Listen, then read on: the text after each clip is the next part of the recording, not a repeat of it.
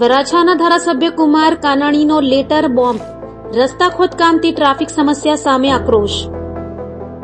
સુરતના વરાછા વિસ્તારમાં ચાલતા રસ્તા ખોદકામથી ઉભી થતી ટ્રાફિક સમસ્યાઓ સામે ધારાસભ્ય કુમાર કાનાણીએ વધુ એક લેટર બોમ્બ ફોડ્યો છે. તેમણે સુરત પોલીસ કમિશનર અને મનપા કમિશનરને પત્ર લખી વિકાસના કામોનો વિરોધ ન હોવાનું જણાવ્યું, પરંતુ અણધર રીતે રસ્તા ખોદવા અને બંધ કરવા સામે રોષ વ્યક્ત કર્યો.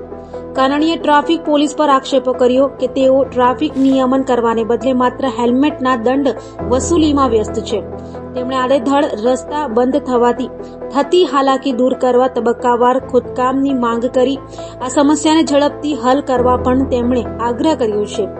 આ પત્ર ચાલુ વિધાનસભા સત્ર દરમિયાન લખાયો હોવાથી તેની ચર્ચા તેજ થઈ છે.